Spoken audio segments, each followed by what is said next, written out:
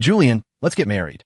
The proposal didn't come from Elena Cross, the woman I had been chasing for 5 years. It came from Audrey Sterling, the woman who had spent the last 5 years chasing Carter Brooks. We were standing outside the AMC Lowe's on 34th Street, the biting New York wind whipping around us. I had rented out a theater for a New Year's Eve surprise for Elena. But 3 minutes ago, Elena and Carter had gone Instagram official. The photo showed them kissing under the fireworks at Disney World. The caption read, "New Year, New Beginnings. With you, at Carter Brooks." I looked at the woman standing in front of me, a woman who, like me, had just been declared a loser by the entire world. My throat felt like sandpaper. Finally, I managed to force out a single word. Sure. One when the ball dropped in Times Square at midnight. I was sitting alone in an empty movie theater, clutching 2 tickets for the vow. On the screen, digital fireworks exploded, spelling out Happy New Year. My phone started buzzing violently. It wasn't Elena. It was the group chat. Hundreds of messages flooded in, tagging me, followed by strings of question marks and WTF gifs. My stomach dropped, a cold sense of dread gripping my heart. My fingers trembled as I opened Instagram. The first post on my feed was Elena. In the photo, she was wearing the white Moncler down jacket I had bought her, standing on her tiptoes, kissing the man beside her. The background was the Cinderella castle, the fireworks illuminating their profiles like a fairy tale couple. The man was Carter Brooks. In our circle of Manhattan Trust Fund kids, everyone knew Julian Cole had been devoted to Elena Cross for 5 years. Everyone also knew Audrey Sterling had been devoted to Carter Brooks for 5 years. And now my goddess and her god were together. The comment section was already a war zone. Holy shit, what is happening? Power couple. Finally. OMG. Since when? I scrolled down numbly until a stinging comment caught my eye. It was from Audrey. Just a single punctuation mark. That question mark felt like a knife twisting in my gut. I knew that somewhere in the city, there was another heart breaking just like mine. My phone screen went dark, reflecting my pale, ghost-like face. 5 years. I had played the clown in a one-man show for 5 years. I brought her matcha lattes every morning, rain or shine. She mentioned a concert. I pulled strings to get front-row seats. She liked a limited edition Birkin. I called in favors and paid triple to get it. I thought if I just persisted, I could melt a heart of stone. Just this afternoon, I had told her to meet me at the theater at midnight. I had something important to ask her. She had replied with a okay and a playful emoji. Now, that emoji felt like a cruel joke. I stood up, crumpled the movie tickets into a ball, and tossed them into the trash. Walking out of the theater, the winter wind cut through my coat like a blade. The streets were filled with revelers, their laughter sounding harsh and mocking. I walked aimlessly like a ghost. My phone rang. I thought it was a friend calling to offer pity, but the name on the screen made me freeze. Elena Cross. I hit decline like the phone was burning my hand. What did she want? To wish me a happy new year? To hear the sound of a broken man? Immediately, another call came through. Audrey Sterling. I hesitated, then answered. Julian, where are you? Her voice was thick, nasal, suppressed. Outside the theater. I'm coming. She hung up before I could respond. 10 minutes later, a cherry red Audi TT pulled up to the curb. The window rolled down, revealing Audrey's tear-streaked face. Her mascara was running, leaving black tracks down her cheeks. The usually proud, immaculate heiress looked like an abandoned kitten. She didn't say a word, just unlocked the passenger door. I got in. The heat was blasting, but I still felt cold, a chill radiating from my bones. She drove aimlessly through the grid of midnight Manhattan. The only sound was our ragged breathing. Suddenly, her phone lit up on the dashboard. Carter Brooks. Audrey glanced at it, and, just as I had done, declined the call. A second later, my phone rang again. Elena. I declined it again. We looked at each other. In that shared glance, we saw the exact same emotion reflecting back. The anger and indignity of being played, used, and trampled on. Audrey pulled over by the Hudson River and killed the engine. She turned to me, her red-rimmed eyes locking onto mine. Julian, I chased Carter for 5 years. You chased Elena for 5 years. Her voice was hoarse, grinding out every word. We're like two idiots who served as background characters for 5 years, just to highlight how hard-won their true love is. She laughed suddenly, a sound uglier than crying. I can't swallow this insult. Can you? I looked at her. This woman was the biggest loser in this farce, just like me. So what do you want to do? I asked, my voice raspy. Audrey took a deep breath, eyes hardening with resolve. Let's get married. We know each other. It makes sense. I froze. My mind went blank. Get married to Audrey Sterling? It was insanity. But, looking into her eyes, burning with a mix of pain and fury, a reckless thought took root in my mind. Why not? Why should we hide in the corner, licking our wounds? Why should they get to enjoy their happiness built on our trampled dignity? I was silent for a long time, until the light in Audrey's eyes almost died out. Then I nodded. Sure. The moment I said that word, the atmosphere in the car shifted. The air, previously thick with despair, was now charged with a reckless determination. If we're going to do this, we're not going to do it quietly. Audrey wiped the tears from her face, her gaze sharpening. They announced it at Disney World? Fine. We'll hold our wedding at the most exclusive hotel in the city, and we'll hand-deliver invitations to every single one of their friends. It has to be fast, she added. We have to beat them to the punch. I don't want to hear anyone pitying us. I was infected by her madness. The suffocating betrayal in my chest finally found a vent. Okay, I pulled out my phone. Venue scouting right now. Right now. So, at 1 a.m. on New Year's Day, two heartbroken people sat by the Hudson River, heads together, scrolling through wedding packages and hotel availability.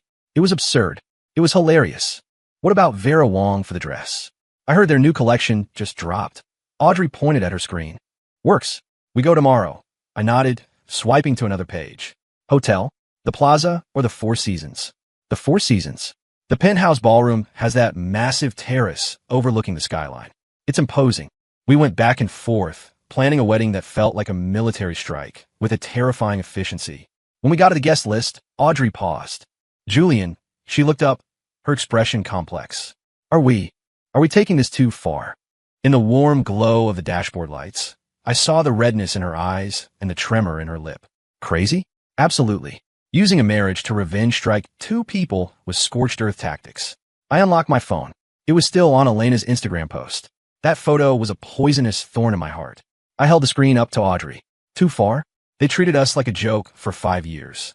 Why can't we be a little crazy? My voice was cold as the river outside. Audrey looked at my screen, then down at hers. Her chat history with Carter was open. Her last message, New Year's Eve together? His reply, hours later, sorry, busy tonight. We were both fools, brushed off with the same clumsy excuses. The last trace of hesitation vanished from Audrey's eyes, replaced by steel. She snatched my phone, grabbed hers, and rolled down the window. She hurled both devices into the dark water of the Hudson. Splash, splash. Gone. From now on, she said, staring at me. No Elena, no Carter. Just us. I looked at her sharp profile. The heavy weight in my chest miraculously lightened. Maybe fighting betrayal with insanity was the only cure. The next morning, Audrey and I walked into the Vera Wang flagship on Madison Avenue. The sales associate looked confused. It was early, and instead of a happy entourage, the bride and groom were alone, sporting dark circles and grim expressions. Can I help you? We're getting married. We need a dress, Audrey said curtly. Of course. Do you have a style in mind? Bring me the most expensive, newest gown you have. Audrey scanned the room, her tone leaving no room for argument. The associate blinked, but pasted on a professional smile and hurried off. Audrey disappeared into the fitting room. I sat on the velvet sofa, surrounded by tulle and lace, feeling like I was in a fever dream. A day ago, I was imagining bringing Elena here.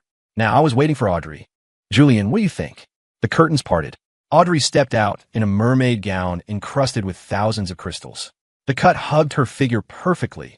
Under the lights, she looked radiant, almost blinding. She looked nothing like the girl who used to trail behind Carter Brooks. I had to admit, she was beautiful, breathtakingly so. Not bad, I said, looking away, feeling strangely flushed. Audrey spun around in front of the mirror, a smile appearing on her face, faint, bitter, but there. I'll take it. We left the boutique and raced to the Four Seasons.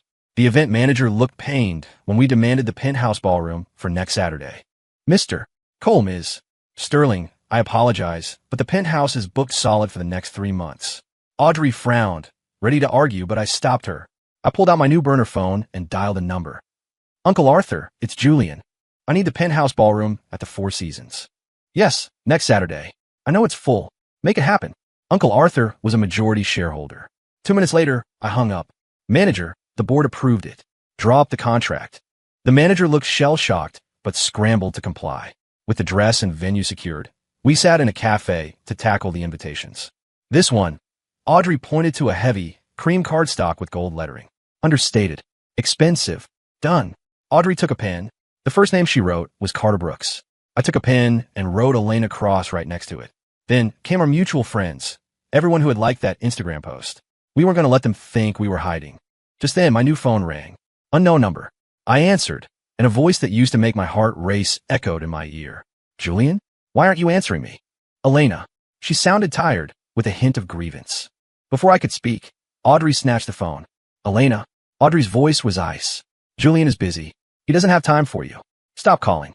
He's getting married. She hung up and blocked the number. Smooth. Lethal. Good move, I said. If we're moving forward, we don't look back. We spent the next few days in a frenzy of preparation. Tasting menus, photographers, florists. We filled every waking second, so we wouldn't have time to feel pain. But late at night, doubts crept in. Was this right? Was I using her? Then I'd remember the fireworks photo, and my resolve would harden into concrete. 3 days before the wedding, I came to Audrey's apartment with the printed invitations.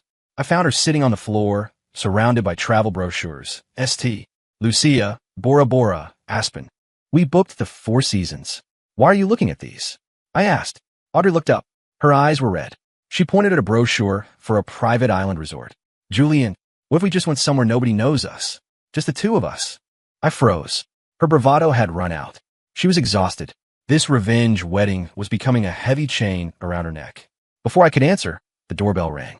I opened it, expecting food delivery. It was Elena. She looked haggard, eyes bloodshot, none of the glow from the Disney photos. She stared at me, then looked past me to the wedding debris on the floor. Her lips trembled, and her eyes filled with tears. Are you serious? You're really marrying Audrey? Julian, have you lost your mind? Elena's words hit me like a physical blow. Have I lost my mind? She had the nerve to ask me that. While I waited in the cold, she was in another man's arms. While the world mocked me, she didn't send a single text. Excuse me, I started, but Audrey was already beside me. She was wearing oversized sweats and a messy bun, but she looked at Elena with the gaze of a queen looking at a peasant. She slipped her arm through mine, leaning into me, claiming me. He's perfectly sane, Audrey said, her voice calm but projecting clearly. Can we help you, Ms. Cross? If not, please leave. We're busy picking out invitations for our wedding. Elena went pale. She looked between us, shock and accusation warring in her eyes. Audrey, you know. I know what? Audrey cut her off with a sneer. I know that I'm Julian's fiancé, and you are his ex-crush who is currently dating my ex-crush. So, on what grounds are you standing here questioning us? Audrey didn't miss. Elena opened her mouth, but no words came out. Tears welled up, refusing to fall. She looked at me, pleading. Julian, tell her to stop. It's not what you think. Not what I think. I finally spoke, my voice alien to my own ears. Did I imagine the Instagram post? Did I imagine you kissing him? Elena flinched as if slapped. Julian, you can't marry her. You love me. Love. I laughed. A harsh, barking sound. Elena, after 5 years of me giving you everything, you go public with another man. And now you come here to talk about love. Save it. I stepped back. From the moment you posted that photo, we were done. Who I love and who I marry is none of your business. I grabbed Audrey's hand and slammed the door in Elena's face. We could hear her sobbing in the hallway, but I felt nothing but a cold resolution. Too little, too late. Inside, the silence was deafening. We could hear each other's heartbeats. Thanks, I muttered. If I had been alone, her tears might have swayed me. Audrey's steel spine kept me upright. We're allies, Audrey said, letting go of my arm. Your enemy is my enemy. She sat back down on the rug. Let's finish the list. She looked calm, but I knew seeing Elena hurt her too. It was a reminder of the mess we were in. I sat down next to her. You said you wanted to go somewhere nobody knows us? Audrey paused. I was just talking. Ignore me. We can't back out now. We'll look like jokes. Let's go, I said. Audrey looked up stunned. I don't want our wedding to be a performance for people who don't matter, I said, realizing I meant it. They don't deserve front row seats to our lives. This should be about us. Pick a place you actually like. Audrey stared at me, her eyes welling up again. But the hotel, the deposit. I'll handle the cancellation fees. Money is just paper. I pulled out my phone. St. Lucia? Turks and Caicos? The Maldives? Audrey sniffled, scrolling through the images I held up. She pointed to a small, secluded island in the Exumas. This one, it looks quiet. Done. I booked the flight and the villa immediately. Audrey watched me, her expression soft. Julian, you don't have to do this just to comfort me. I'm not doing it for you, I said firmly. I'm doing it for us. Audrey, this might have started as revenge, but I don't want it to end as a farce. I want us to actually be happy on our wedding day. Audrey finally let the tears fall. She wiped them away aggressively, picked up the guest list with Carter and Elena at the top, crumpled it into a ball, and tossed it into the trash. Okay, she beamed, a genuine smile breaking through the gloom. Let's go to the island. Once the decision was made, the weight lifted. I canceled the Four Seasons. The fee was astronomical, and I paid it with a smile. Audrey called Vera Wong to arrange shipping the dress. We shredded the heavy cream invitations. Watching the confetti fall, we felt free. Screw Carter. Screw Elena. 3 days later, we were on a Gulf Stream heading south. No guests. Just us and a small team of planners. My phone had been silent. I had blocked everyone. It felt like paradise. Audrey slept in the seat next to me. Watching her peaceful face, I felt a strange kinship. We were soldiers in the same trench, survivors of the same emotional war. We landed in the Exumas. The air was warm and smelled of salt. We had rented a private villa on a quay with its own white sand beach. It's beautiful, Audrey sighed, standing on the deck, her hair catching the breeze. The wedding was set for the next day at sunset. I was in my room getting ready when my burner phone buzzed. It was Marcus, one of the few friends who had my new number. Dude, are you for real marrying Audrey? Attached was a video file. It was shaky footage from a bar in NYC. Elena and Carter were there, but sitting apart, looking miserable. A drunk guy had his arm around Carter. Carter, man, you're cold. You stole Julian's goddess. You know Julian spent 5 years on her. Carter shoved the guy off, his face dark as thunder. The camera panned to Elena, who was downing shots, weeping. Her friend tried to stop her. He's marrying someone else. Elena slurred. Why? Why, Audrey? I gripped the phone until my knuckles turned white. Marcus sent another text. Looks like there's drama. Elena seems regretful. Maybe you should reconsider? Reconsider? If she cared, she wouldn't have humiliated me. This was just ego. I blocked Marcus and turned off the phone. Sunset turned the sky purple and gold. I stood under a driftwood arch draped in white linen. Audrey walked toward me across the sand. The crystal dress caught the dying light, making her look like a sea spirit. My heart actually skipped a beat. She reached me, her hand cold and trembling. I squeezed it, anchoring her. The officiant began. Julian Cole, do you take? I looked at Audrey. Her eyes, once dim with heartbreak, were bright and focused on me. I do, she said, her voice clear and strong. Ido, Yekud. We exchanged rings. I kissed her. Her lips were soft, tasting of sea salt. For a moment, the world narrowed down to just us. Then, movement in my peripheral vision broke the spell. 2 figures were stumbling across the beach toward us. Carter and Elena. They had found us.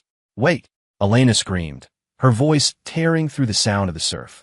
Audrey stiffened. I pulled her closer and turned to face them. They looked wrecked, sweaty, disheveled, pathetic. Julian, you really did it. Elena gasped, staring at the rings on her hands. Carter looked at Audrey, his arrogance gone, replaced by desperation. Audrey, I'm sorry. Please, let me explain. Explain what? Audrey's voice was deadly calm. How you used us. How you planned that announcement to humiliate us. No. Elena cried. We didn't mean it like that. The post was just to what? I stepped forward. To provoke me? To force me to propose? Did you think I was a dog you could kick and then whistle back? Elena turned white. I didn't know how to respond to you. You thought I'd wait forever. I finished. Well, I didn't. Me, my wife, Audrey Cole. Now get off our island. Elena collapsed onto the sand, sobbing. Carter reached for her, then stopped. He looked at Audrey. Audrey, I was wrong. I shouldn't have used you. I was jealous. I was jealous that Julian had someone who looked at him the way you looked at me. I was jealous of him. Silence. The truth came out. It wasn't love. It was a twisted competition. Carter wanted to beat me, so he took the girl I wanted. Audrey stared at Carter, then started to laugh. It was a free, unburdened laugh. Carter, you are pathetic. She turned to me, linking her arm through mine. Husband, let's go home. Husband. It sounded good. We walked back to the villa, leaving them crying in the sand as the tide came in. Back in the villa, Audrey collapsed onto the sofa and buried her face in a cushion. I poured 2 glasses of wine and went out to the terrace. So that was it. Carter was jealous of me. Not of Audrey's attention, but of me. He saw me as the rival to beat. Elena was just a trophy. And Elena? She was a narcissist who thought she could manipulate me into submission. What are you thinking? Audrey joined me on the balcony, holding her wine. I'm thinking we did the right thing. She sipped her wine. I realized something. For 5 years, Carter only ever talked to me about you. Look what Julian bought Elena.